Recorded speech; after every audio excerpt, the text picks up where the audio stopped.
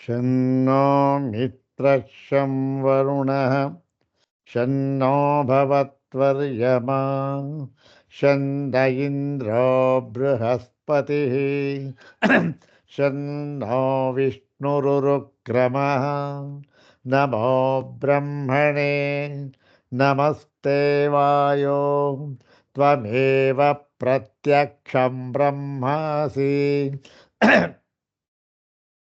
ತ್ವಮೇವ ಪ್ರತ್ಯಕ್ಷಂ ಬ್ರಹ್ಮ ವದಿಷ್ಯಾಮಿ ಋತಂ ವದಿಷ್ಯಾಮಿ ಸತ್ಯಂ ವದಿಷ್ಯಾಮಿ ತನ್ಮಾಮವತು ತದ್ವಕ್ತಾರಮವತು ಅವತು ಮಾಂ ಅವತು ವಕ್ತಾರಂ. ಓಂ ಶಾಂತಿ ಶಾಂತಿ ಶಾಂತಿ. ಅಥ ಕೃಷ್ಣಯಜುರ್ವೇದೀಯ ತೈತ್ತಿರೀಯೋಪನಿಷದಿ ಆನಂದವಲ್ಲೀ ತತ್ರ ಪಂಚಮೋನುವಾಕಃ. ಓಂ ಸಹನಾವವತೋ ಸಹನೌ ಭುನಕ್ತೋ ಸಹ ವೀರ್ಯಂಕರವಾವಹೈ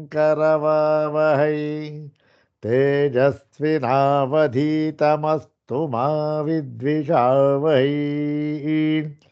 ಓಂ ಶಾಂತಿ ಶಾಂತಿ ಶಾಂತಿ. ಕೃಷ್ಣ ಯಜುರ್ವೇದದ ತೈತ್ತಿರೀಯೋಪನಿಷತ್ತಿನಲ್ಲಿ ಎರಡನೆಯ ಆನಂದವಲ್ಲಿಯನ್ನು ನಾವು ವಿಚಾರ ಮಾಡ್ತಾ ಇದ್ದೇವೆ. ಅದರಲ್ಲಿ 5ನೆಯ ಅನುವಾಕವನ್ನು ನಾವು ವಿಚಾರ ಮಾಡ್ತಾ ಇದ್ದೇವೆ. 5ನೆಯ ಅನುವಾಕ ಏನು ಸಂದರ್ಭ? ಈ 5ನೆಯ ಅನುವಾಕದಲ್ಲಿ ಈ ವಿಜ್ಞಾನಮಯಾತ್ಮನಿಗಿಂತಲೂ ಕೂಡ ಸೂಕ್ಷ್ಮನಾಗಿ ವಿಜ್ಞಾನಮಯನಿಗಿಂತಲೂ ಒಳಗಡೆ ಇರತಕ್ಕಂತಹ ಯಾವ ಒಂದು ಆನಂದಮಯ ಅಂತ ಇದ್ದಾನಲ್ಲ, ಅವನು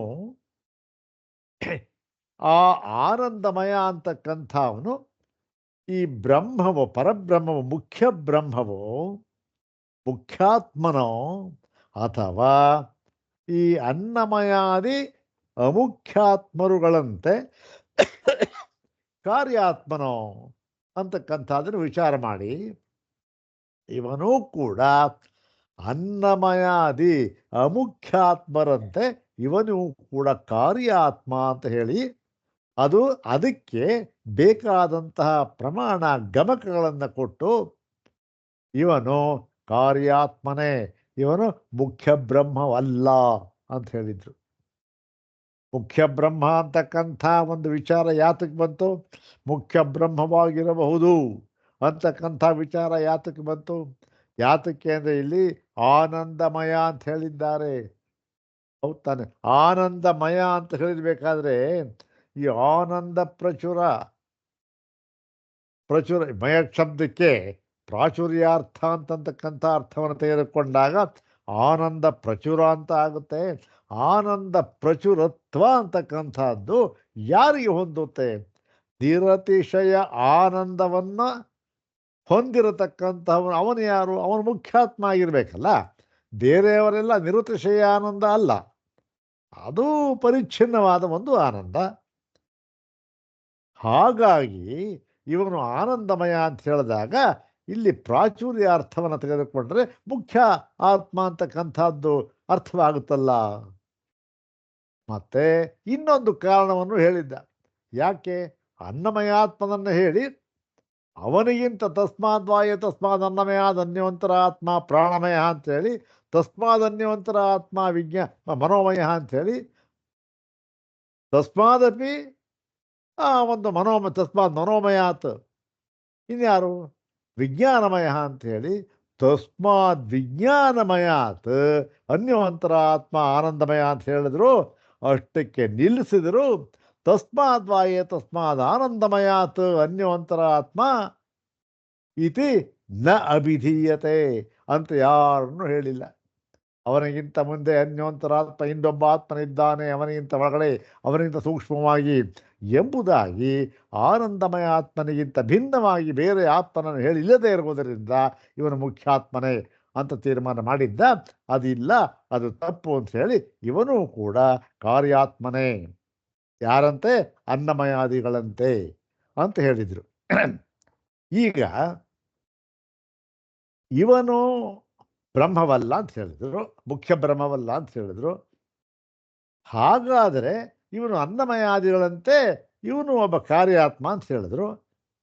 ಓಹ್, ಕಾರ್ಯಾತ್ಮ ಅಂತ ಹೇಳಿದ್ರೆ ಏನು? ಅನ್ನಮಯ ಅನ್ನಮಯದಿಂದ ಹಿಡಿದು ವಿಜ್ಞಾನಮಯದವರೆಗೂ ಆತ್ಮನ ಹೇಳಿದ್ದಾರೆ. ಅವರ ತರಹವೇ ಇವನು ಒಬ್ಬ ಅಂತಲೋ, ಇಲ್ಲ ಇವನ ಯಾರಿವನು, ಇವನ ಸ್ವರೂಪ ಏನು? ಯಾಕೆ ಅಂತಂದರೆ ಇವನ ಈ ಅವಯವಗಳನ್ನು ವಿಜ್ಞಾನಾತ್ಮನಿಗಿಂತಲೂ ಬೇರೆಯಾಗಿ ಹೇಳಿದ್ದಾರೆ. ಹೌದು ತಾನೆ? ವಿಜ್ಞಾನಾತ್ಮನಿಗೆ ಒಂದು ಅವಯವ ಹೇಳಿದ್ರು, ಅದಕ್ಕಿಂತ ಬೇರೆಯಾಗಿ ಇವನಿಗೆ ಅವಯವ ಹೇಳಿದ್ದಾರೆ, ಅದೇ ಅವಯವಗಳನ್ನು ಹೇಳಿಲ್ಲ. ಆದ್ದರಿಂದ ಇವನ ಮುಖ್ಯಾತ್ಮನೇ ಅವನು, ಇವನು ಕಾರ್ಯಾತ್ಮನೇ ಇವನು. ಆದರೂ ಕೂಡ ಕಾರ್ಯಾತ್ಮರುಗಳಲ್ಲಿ ಇವನು ಯಾರಿವನು ಅಂತಕ್ಕಂಥ ಪ್ರಶ್ನೆ ಬರುತ್ತೆ. ಯಾಕೆ? ಇವನು ಅನ್ನಮಯ, ಪ್ರಾಣಮಯ, ಮನೋಮಯ, ವಿಜ್ಞಾನಮಯ ಇವರಂತೆ ಅಲ್ಲ. ಯಾಕೆ? ಇವನಿಗೆ ಬೇರೆ ಅವಯವ ಹೇಳಿದ್ದಾರೆ, ಮತ್ತು ಫಲವನ್ನು ಹೇಳಿದ್ದಾರೆ ಬೇರೆ. ಇಷ್ಟೆಲ್ಲ ಇರಬೇಕಾದ್ರೆ ಕಾರ್ಯಾತ್ಮ ಒಪ್ಕೊಳ್ಳೋಣ ಸ್ವಾಮಿ, ಆದರೆ ಕಾರ್ಯಾತ್ಮದಲ್ಲಿ ಇವನು ಯಾರು ಅಂತ ಪ್ರಶ್ನೆ ಬಂದಾಗ ಅದಕ್ಕೆ ಉತ್ತರವನ್ನು ಹೇಳ್ತಾ ಇದ್ದಾರೆ ಇವತ್ತಿನ ಭಾಗದಲ್ಲಿ. ಏನು? ಮಂತ್ರವನ್ನು 2 ಸಾರಿ ಪಾರಾಯಣ ಮಾಡಿ ನಂತರ ಆ ಯಾರು ಆನಂದಮಯ ಆತ್ಮ ಅಂತಕ್ಕಂಥವನು ಯಾರು ಅಂತಕ್ಕಂಥದ್ದನ್ನು ನೋಡೋಣ. ಓಂ ತಸ್ಯೈಷ ಏವ ಶಾರೀರಾತ್ಮ ಯಃ ಪೂರ್ವಸ್ಯ. ಇದು ಇವತ್ತಿನ ಭಾಗ ಮಾತ್ರ ಪಾರಾಯಣ ಮಾಡೋಣ, ಈ ಆನಂದಮಯನ ಭಾಗ ಅಷ್ಟೇ, ಬೇರೆದೆಲ್ಲ ಪಾರಾಯಣ ಮಾಡಾಗಿದೆಯಲ್ಲ. ಓಂ ತಸ್ಯೈಷ ಏವ ಶಾರೀರಾತ್ಮ ಯಃ ಪೂರ್ವಸ್ಯ ತಸ್ಮಾದ್ವಾ ಏತಸ್ಮಾದ್ವಿಜ್ಞಾನಮಯಾತ್ ಅನ್ಯೋಂತರ ಆತ್ಮಾನಂದಮಯಃ ತೇನೈಷ ಪೂರ್ಣಃ ಸವಾ ಏಷ ಪುರುಷವಿಧ ಏವ ತಸ್ಯ ಪುರುಷವಿಧತಾಂ ಅನ್ವಯಂ ಪುರುಷವಿಧಃ ತಸ್ಯ ಪ್ರಿಯಮೇವ ಶಿರಃ ಮೋದೋ ದಕ್ಷಿಣಃ ಪಕ್ಷಃ ಪ್ರಮೋದ ಉತ್ತರಃ ಪಕ್ಷಃ ಆನಂದ ಆತ್ಮ ಬ್ರಹ್ಮಪುಚ್ಛಂ ಪ್ರತಿಷ್ಠಾ. ಇದು ತದಪ್ಯೇಷ ಶ್ಲೋಕೋ ಭವತಿ. ಇದು ಮುಂದೆ ನಾನು ಸೇರಿಸ್ಕೊಂಡಿದ್ದೀರ ಸ್ವಾಮಿಪಾದರು. ನಾವಿಲ್ಲಿ ಹೇಳಿಬಿಟ್ಟು ಎದುರೇನು ವಾಕ್ಯ ಮುಗಿಸೋಣ, ಪರವಾಗಿಲ್ಲ. ತದಪ್ಯೇಷ ಶ್ಲೋಕೋ ಭವತಿ. ಇನ್ನೊಂದು ಬಾರಿ ಪಾರಾಯಣ ಮಾಡೋಣ. ಓಂ ತಸ್ಯೈಷ ಏವ ಶಾರೀರ ಆತ್ಮ ಯಃ ಪೂರ್ವಸ್ಯ ತಸ್ಮಾದ್ವಾ ಏತಸ್ಮಾದ್ವಿಜ್ಞಾನಮಯಾತ್ ಅನ್ಯೋಂತರ ಆತ್ಮಾನಂದಮಯಃ ತೇನೈಷ ಪೂರ್ಣಃ ಸವಾ ಏಷ ಪುರುಷವಿಧ ಏವ ತಸ್ಯ ಪುರುಷವಿಧತಾಂ ಅನ್ವಯಂ ಪುರುಷವಿಧಃ ತಸ್ಯ ಪ್ರಿಯಮೇವ ಶಿರಃ ಮೋದೋ ದಕ್ಷಿಣಃ ಪಕ್ಷಃ ಪ್ರಮೋದ ಉತ್ತರಃ ಪಕ್ಷಃ ಆನಂದ ಆತ್ಮ ಬ್ರಹ್ಮಪುಚ್ಛಂ ಪ್ರತಿಷ್ಠಾ. ಇದು ಮಂತ್ರ. ಏನು ಹೇಳ್ತಾ ಇದೆ ಇದು? ತಸ್ಯೈಷ ಏವ ಶಾರೀರ ಆತ್ಮ ಯಃ ಪೂರ್ವಸ್ಯ. ತಸ್ಯ ತಸ್ಯ ಅಂತ ಹೇಳಿದ್ರು, ತಸ್ಯ ವಿಜ್ಞಾನಮಯಸ್ಯ.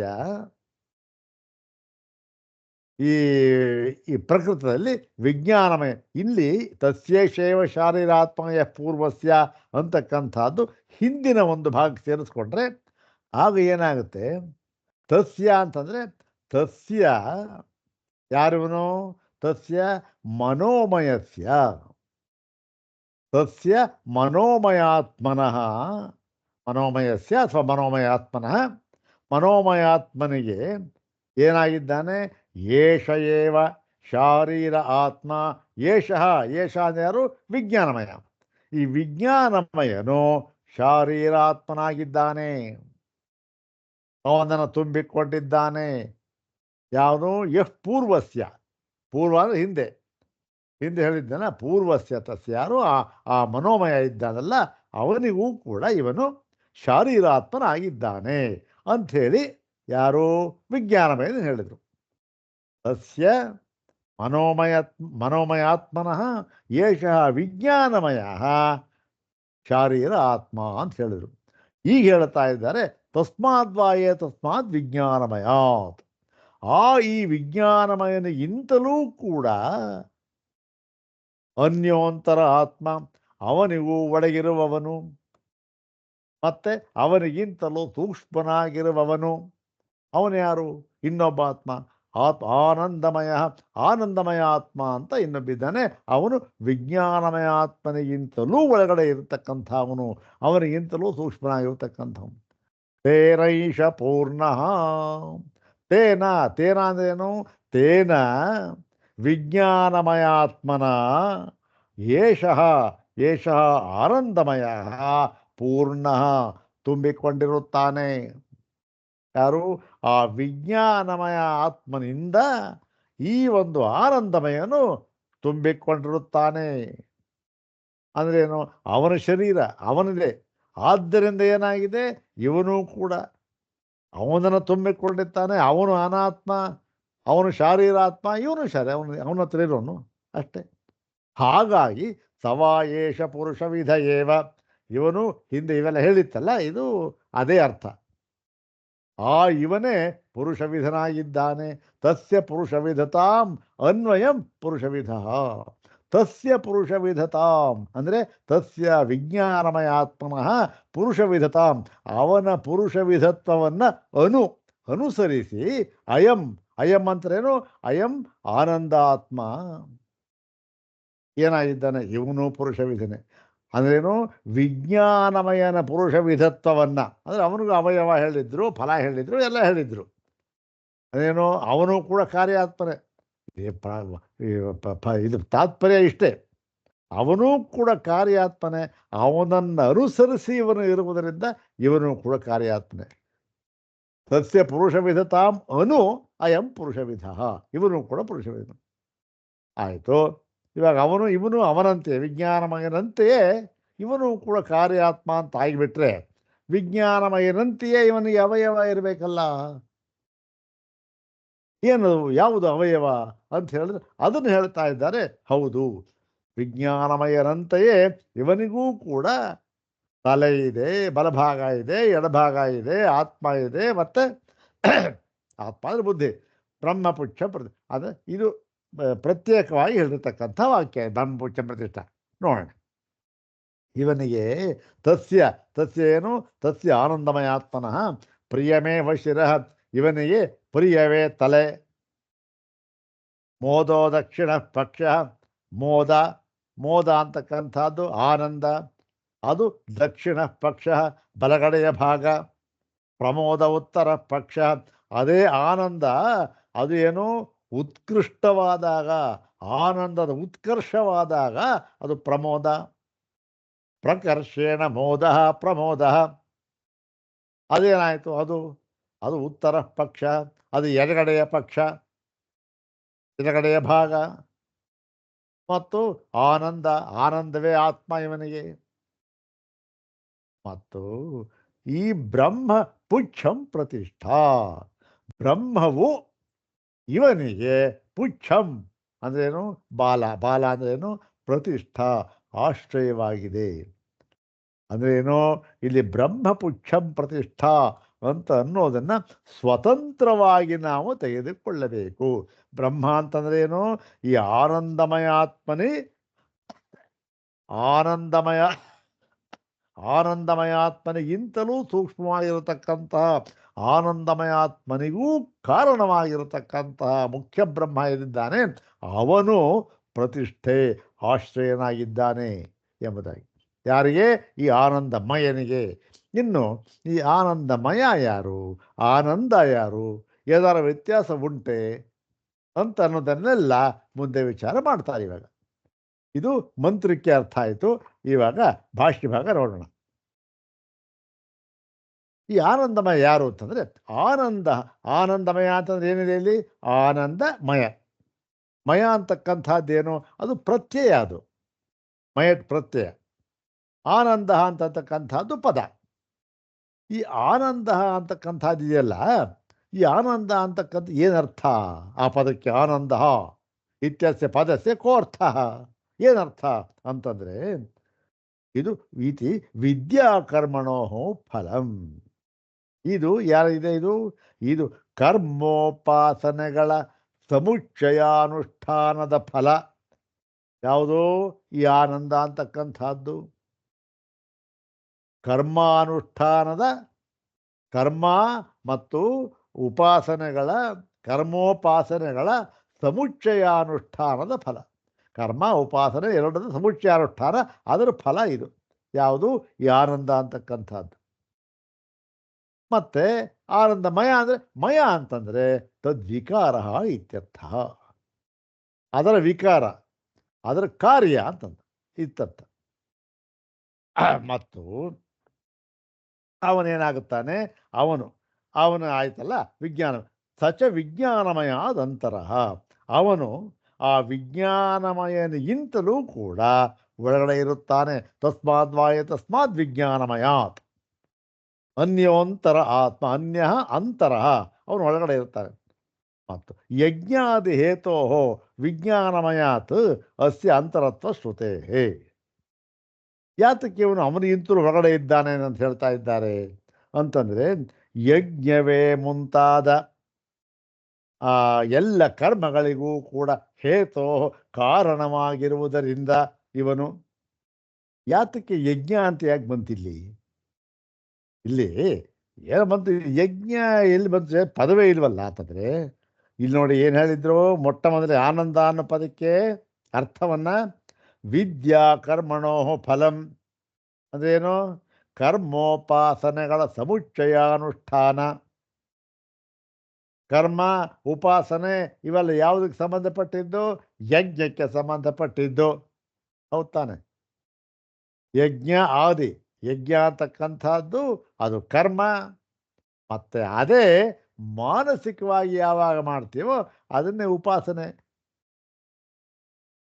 ಹಾಗಾಗಿ ಈ ಇದಕ್ಕೆ ಕಾರಣವಾಗಿರುವುದರಿಂದ ಅದು ವಿಜ್ಞಾನಮಯಾತ್ ಅಸ್ಯ ಅಂತರತ್ವ.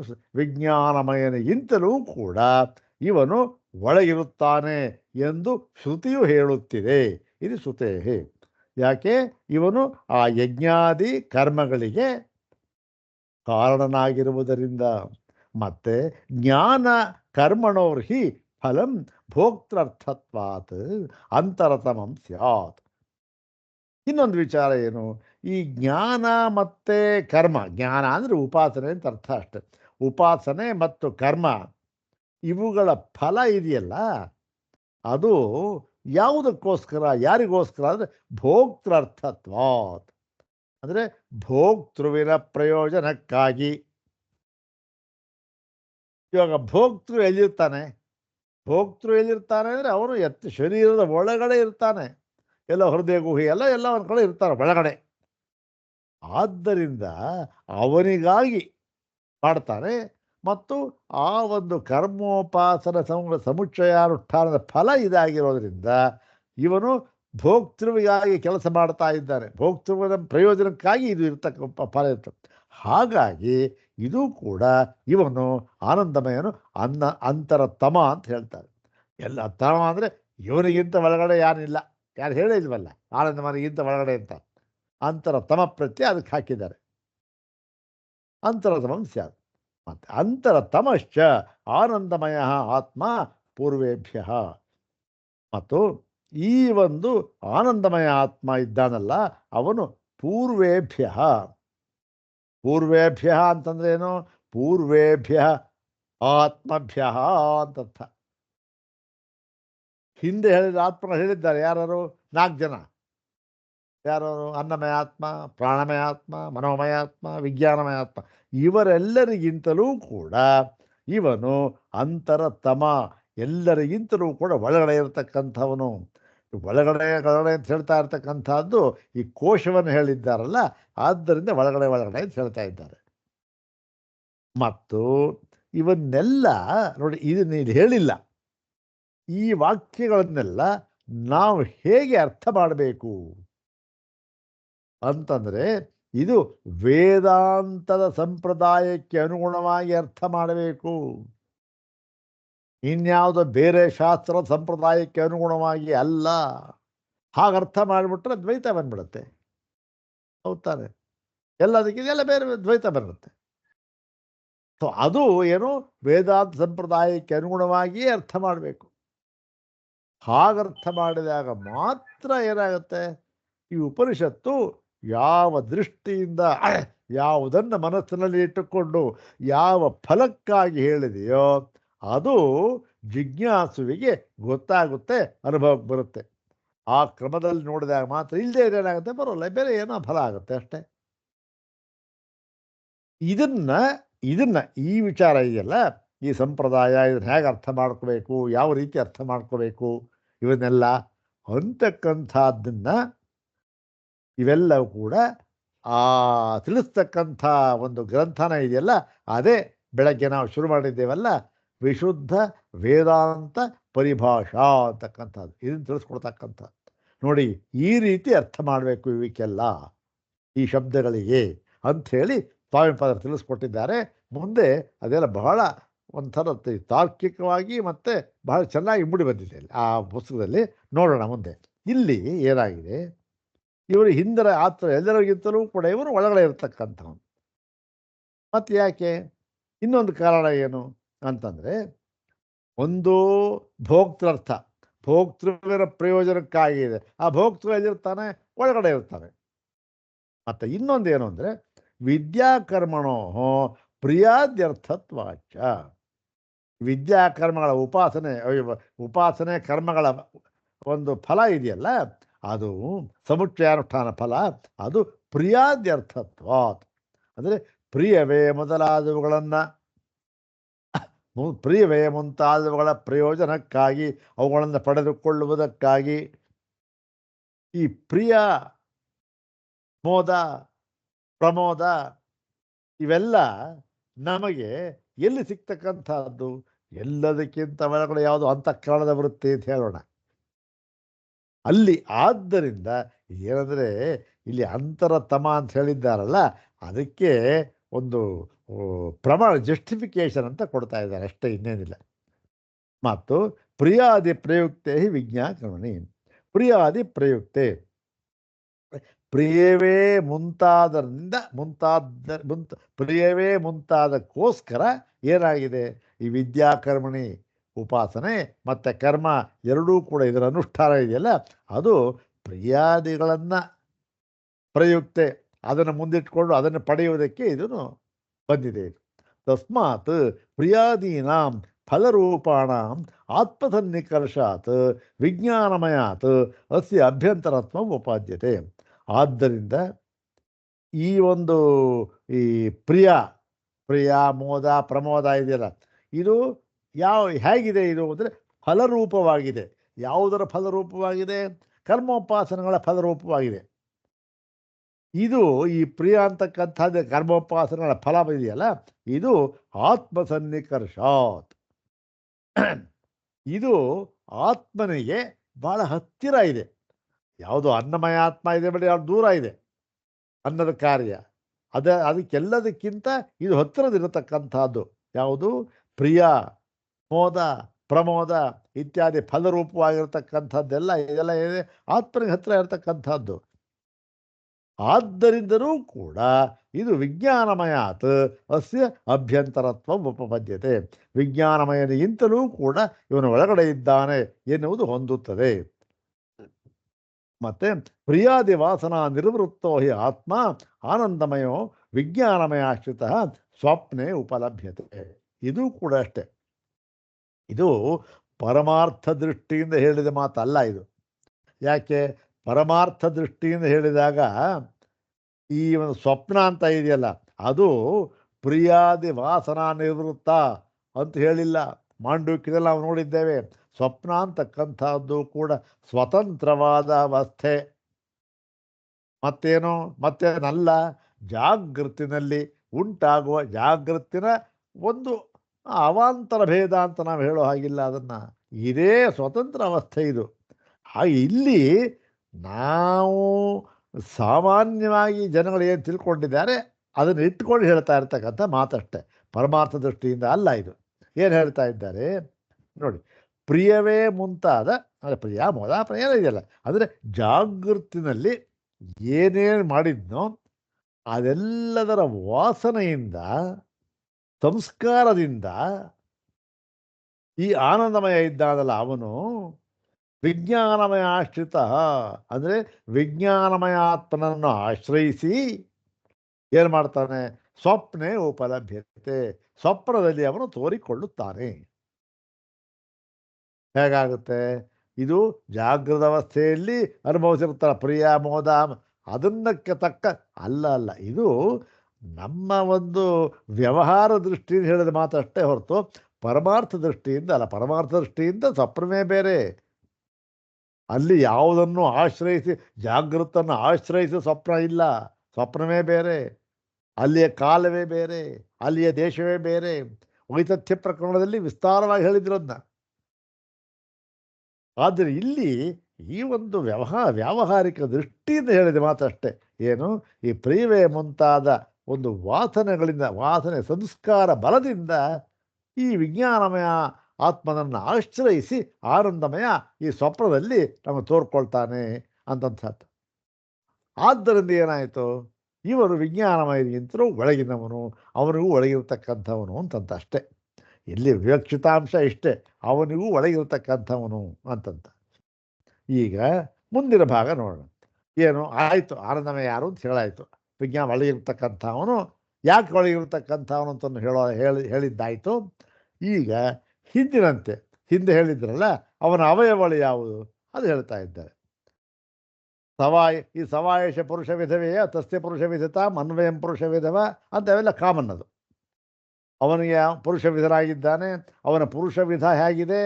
ಅನ್ವಯಂ, ಹಿಂದಿನವನ ಪುರುಷ ವಿಧವನ್ನು ಅನುಸರಿಸಿ ಇವನು ಪುರುಷ ವಿಧನಾಗಿದ್ದಾನೆ. ಯಾರು? ವಿಜ್ಞಾನಮಯಾತ್ಮನ ಪುರುಷ ವಿಧತ್ವವನ್ನು ಅನುಸರಿಸಿ ಈ ಆನಂದಮಯನೂ ಕೂಡ ಪುರುಷ ವಿಧನಾಗಿದ್ದಾನೆ. ವಿಜ್ಞಾನಮಯಾತ್ಮನ ಪುರುಷ ವಿಧ ಏನಾಗಿದೆ? ತಲೆ, ಕೈ, ಕಾಲು ಎಲ್ಲ ಇದೆ. ಅವನನ್ನು ಅನುಸರಿಸಿ ಇವನೂ ಕೂಡ ಇದ್ದಾರೆ ಅಂದರೆ ಇವನಿಗೂ ತಲೆ, ಕೈ, ಕಾಲು ಇರಬೇಕಲ್ಲ, ಬಲಭಾಗ ಎಡಭಾಗ ಅಲ್ಲ. ಅದು ಯಾವುದು? ಅದನ್ನು ಹೇಳ್ತಾ ಇದ್ದಾರೆ. ತಸ್ಯ ಪ್ರಿಯಮೇವ ಶಿರಃ, ಇವನಿಗೆ ಪ್ರಿಯವೇ ತಲೆ. ಮೋದೋ ದಕ್ಷಿಣ ಪಕ್ಷ, ಮೋದ ಎಂಬತಕ್ಕಂಥದ್ದು ಬಲಭಾಗ. ಪ್ರಮೋದ ಉತ್ತರ ಪಕ್ಷ, ಪ್ರಮೋದ ಅಂತಕ್ಕಂಥದ್ದು ಎಡಭಾಗ. ಆನಂದ ಆತ್ಮ, ಆನಂದವೇ ಆತ್ಮ. ಬ್ರಹ್ಮಪುಚ್ಛಂ ಪ್ರತಿಷ್ಠಾ, ಬ್ರಹ್ಮವೇ ಪುಚ್ಛ ಅಂದರೆ ಪ್ರತಿಷ್ಠೆ, ಆಶ್ರಯ, ಆಧಾರ ಅಂತಕ್ಕಂಥದ್ದು. ಅಲ್ಲಿ ಹೇಳ್ತಾರೆ ಇದು ಹಿಂದಿನಂತೆ, ಇದಕ್ಕೇನು ವಿಶೇಷ ಅರ್ಥ, ಹಿಂದಿನಂತೆ ಇದೆ ಅಷ್ಟೇ. ಆ ಅವಯವ ಹೇಳಿರತಕ್ಕಂಥವೆಲ್ಲ ಹಿಂದಿನಂತೆ.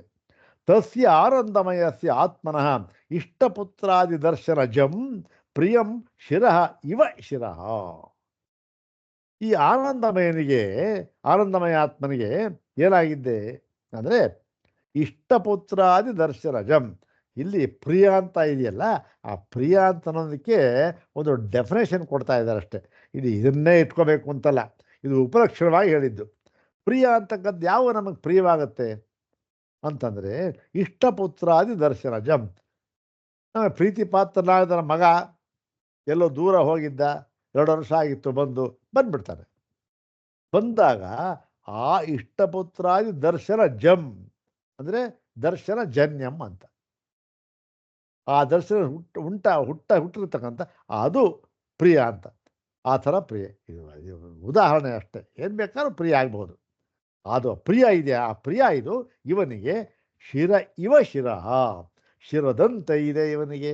ನಿಜವಾಗಲೂ ಶಿರ ಅಲ್ಲ, ನಿಜವಾಗಲೂ ಶಿರ ಇರೋದು ಯಾರಿಗೆ? ಅನ್ನಮಯ ಆತ್ಮನಿಗೆ. ಇನ್ನು ಮುಂದಿನವರು ಯಾರಿಗೂ ಕೂಡ ಇವೆಲ್ಲ ಇವ ಅಷ್ಟೇ ಅಂತ ಇರುತ್ತೆ. ಮತ್ತು ಯಾತಕ್ಕೆ? ಅದು ಪ್ರಾಧಾನ್ಯಾತ್. ಯಾಕೆ? ಈ ಇಷ್ಟಪುತ್ರಾದಿ ದರ್ಶನದ ಫಲ ಇದೆಯಲ್ಲ, ಅದು ಪ್ರಧಾನವಾಗಿರತಕ್ಕಂಥ, ಅದು ಪ್ರಿಯ ಅಂತಕ್ಕಂಥ ಫಲ.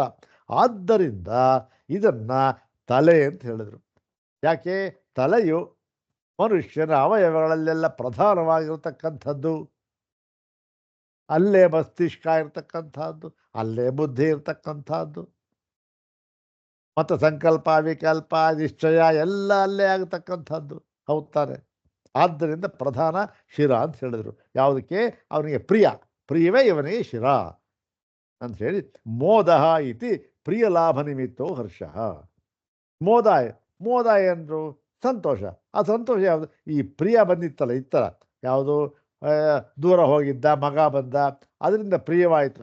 ಆ ಪ್ರಿಯದಿಂದ ಹುಟ್ಟಿರ್ತಕ್ಕಂತಹ ಒಂದು ಸಂತೋಷ, ಆನಂದ ಅಂತಕ್ಕಂಥ ಸಂತೋಷ, ಅದು ಹರ್ಷ ಅಂತ. ಮತ್ತು ಸಯೇವಚ ಪ್ರಕೃಷ್ಟೋ ಹರ್ಷ ಪ್ರಮೋದ.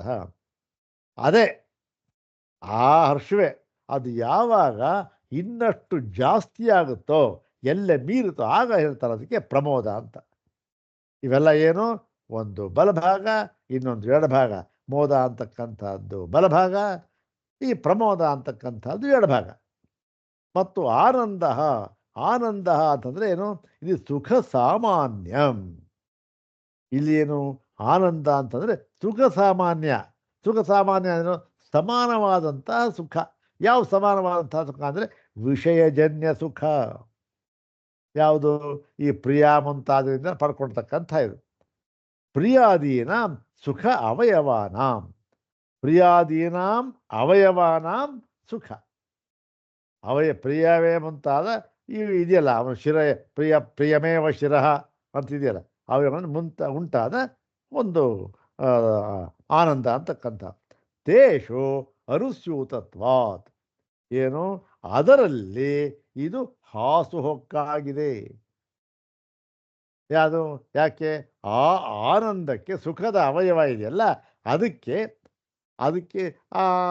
ಅದರಲ್ಲೆಲ್ಲ ಕೂಡ ಇದು ಹೊಂದ್ಕೊಂಡೆ ಅದು ಅನುಸರಿಸ್ಕೊಂಡು ಬರ್ತಾ ಇರುತ್ತಲ್ಲ ಇದು. ಆದ್ದರಿಂದ ಅದು ಇದೇನಾಯಿತು, ಇದು ಆನಂದ ಆತ್ಮ ಅಂತ ಅಂದರೆ ಆತ್ಮ ಸ್ವರೂಪದಂತೆ ಅವನನ್ನು ಅನುಸರಿಸ್ಕೊಂಡೇ ಬರ್ತಾ ಇದೆ. ಆದ್ದರಿಂದ ಆಯಿತು. ಇಷ್ಟೂ ಕೂಡ ಆನಂದಮಯ ಆತ್ಮನ ಅವಯವಗಳು ಅಂತ ಹೇಳಿದ್ದಾಯಿತು. ಇನ್ನು ಮುಂದಿನದು ಬ್ರಹ್ಮಪುಚ್ಛಂ ಪ್ರತಿಷ್ಠಾ ಅಂತ ಇದೆ. ಆ ಬ್ರಹ್ಮಪುಚ್ಛಂ ಪ್ರತಿಷ್ಠಾ ಅಂತಕ್ಕಂಥದ್ದನ್ನು ಇದು ಹೇಗೆ ಸ್ವತಂತ್ರವಾಗಿ ತಗೋಬೇಕು, ಅದನ್ನು ಆವಾಗ ಏನು ಅರ್ಥ ಆಗುತ್ತೆ. ಆನಂದಮಯ ಇದ್ದಾನಲ್ಲ, ಆನಂದಮಯ ಮತ್ತು ಆನಂದ ಎರಡೂ ಕೂಡ ಬೇರೆ ಬೇರೆಯ ಒಂದೆಯ, ಬೇರೆಯಾಗಿ ಹೇಳಿದ್ದಾರಾ ಅಂತ ಎಲ್ಲ ವಿಚಾರ ಮಾಡಿದ್ದಾರೆ ಮುಂದಿನ ಭಾಗದಲ್ಲಿ. ಅದನ್ನು ಮುಂದಿನ ಭಾಗದಲ್ಲಿ ನೋಡೋಣ. ಓಂ ಶಾಂತಿ ಶಾಂತಿ ಶಾಂತಿ. ಓಂ ತತ್ಸತ್.